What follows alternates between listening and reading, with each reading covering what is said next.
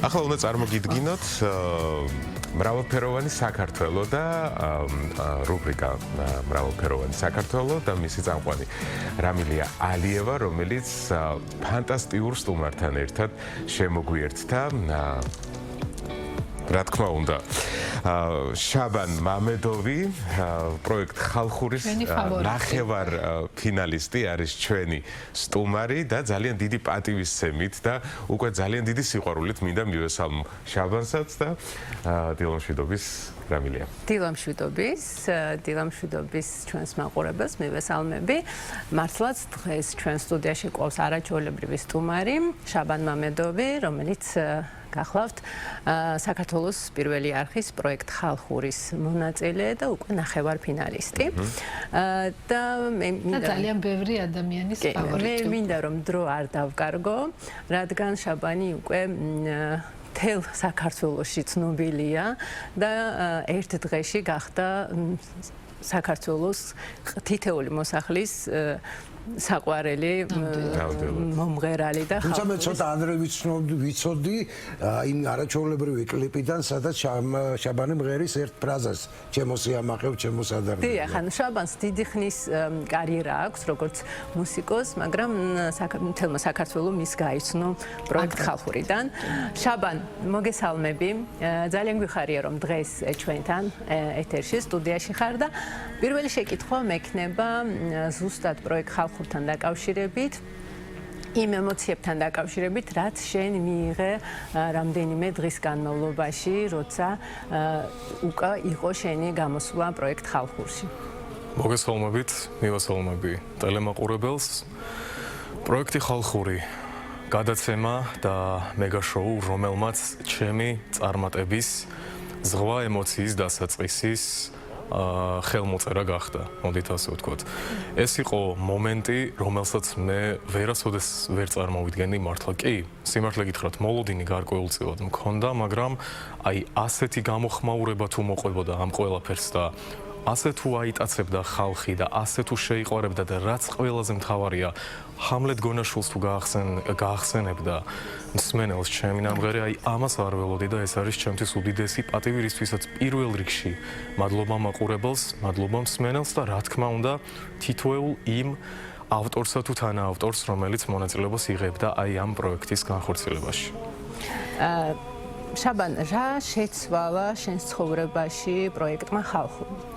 რა შეიცვალა შენ ცხოვრებაში იმის შემდეგ, რაც შენ გახდი ამ პროექტის ნაწილი?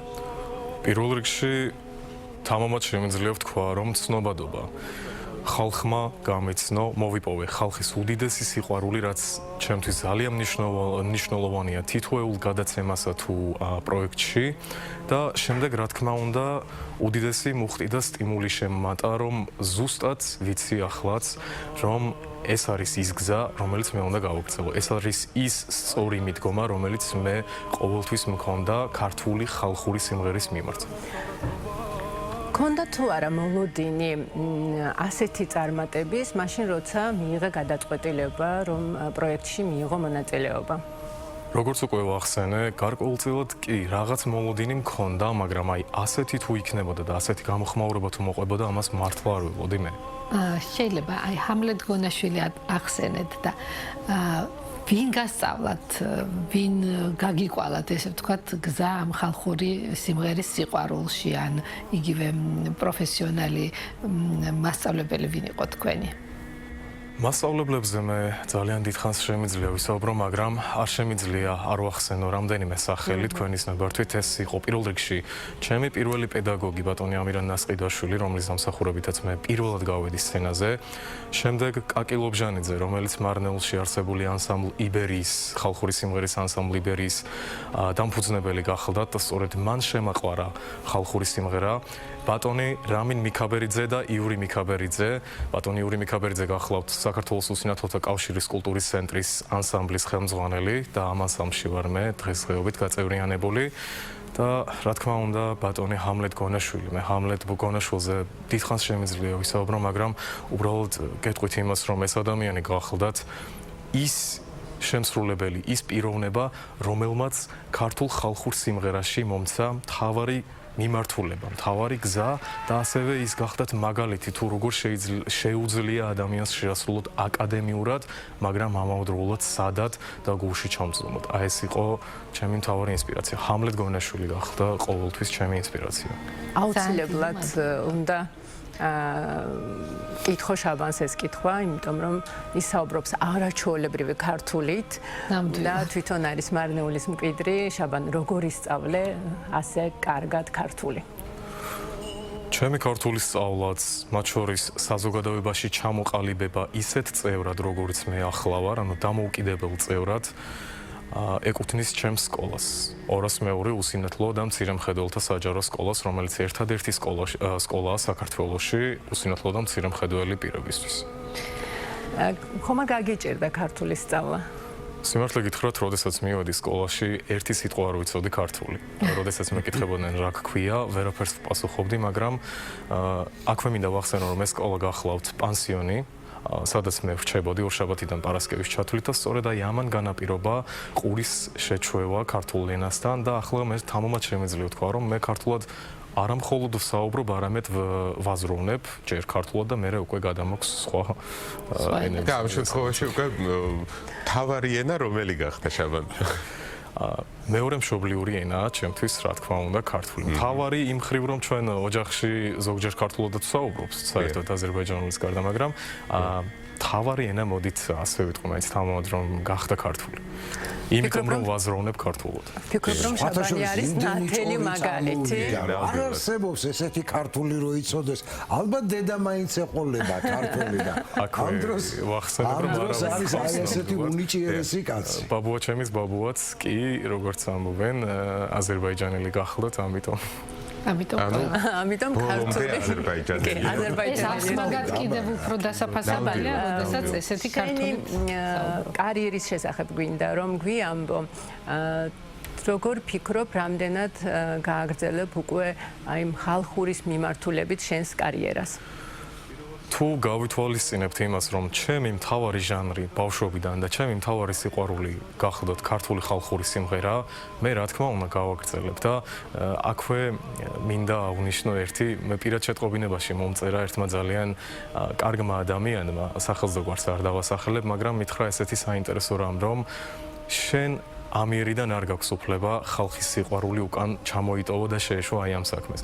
ნამდვილად არ მაქვს უფლება, რომ დავკარგო ის სიყვარული, რაც მე მართლა მოვიპოვე და რაც ძალიან მახარებს. ეს ორი დღეა მართლა ისეთ ემოციაში ვარ და ისეთი ბედნიერებით ვისები, როდესაც ვიღვიძებ დილით და შეტყობინებების ყუთები მხვდება სხვადასხვა, ხო? სხვადასხვა სოციალურ პლატფორმებზე. აი ამაზე დიდი ბედნიერება ჩემი აზრით მართლა არაფერი არ არის და რა თქმა უნდა, ის მომენტი, როდესაც როგორც ვახსენე, ჰამლეტ გონაშვილს იხსენებს თითოეული მსმენელი, ეს არის არა მარტო ჩემთვის, არამედ ყველა შემსრულებლისთვის. მე ვფიქრობ უდიდესი პატივი, იმიტომ რომ ჩემი მიზანი სწორედ იყო ეს, მე მინდოდა ბატონი ჰამლეტის ხაზის გაგრძელება აი ამ სიმღერაში, არა მიბაძვით, არა მისგან 100%-ით გადაღებით იმ მელიზმატიკისა და იმ აკადემიური შესრულების, არამედ იმ თავარი ხაზის გაგრძელება, რომელიც მას ჰქონდა, ანუ სისადავე და რა თქმა უნდა, გულში ჩამწნომი ბგერები. თავარია რომ ეს შეძელი. აი რა შეგამატა პროექტმა ხალხურმა პროფესიონალური თვალსაზრისით. როგორ ფიქრობ შენ კარიერაში ამ პროექტში მონაწილეობამ, როგორც პროფესიონალი მუსიკოსი, რამდენად დაგეხმარა?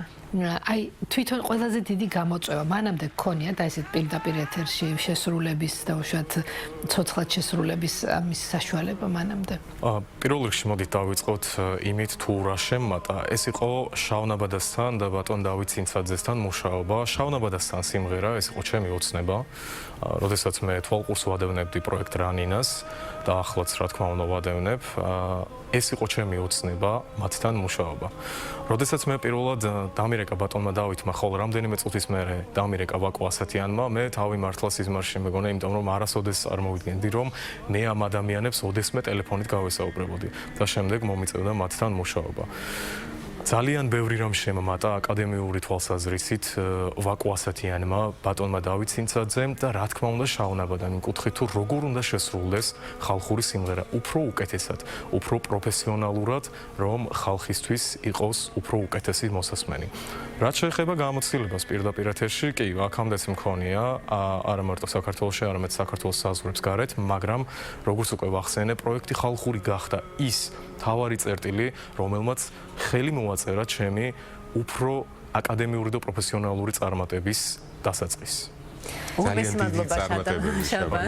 მე არ ვიცი როგორ წარიმართება შემდეგი ეტაპები. წარმატებებს გისურვებ. ჩვენთვის უკვე ვარსკვლავი. გამარჯვებული და ჩემპიონი. გაიხარეთ. ნამდვილად ძალიან დიდი დიდი მადლობა რომ დღეს ჩვენთან ერთად. და შეიძლება აზერბაიჯანულად ვიტყვი ერთ ფრაზას. მენსენი სევიორამ. მანდასიზის. რას ნიშნავს ჩვენს გადმოგვითან? ჩვენ ძალიან გვიყვარხარ შაბან და ძალიან დიდი წარმატება. უღრმესი მადლობა თქვენ პირიქით. წარმატებები.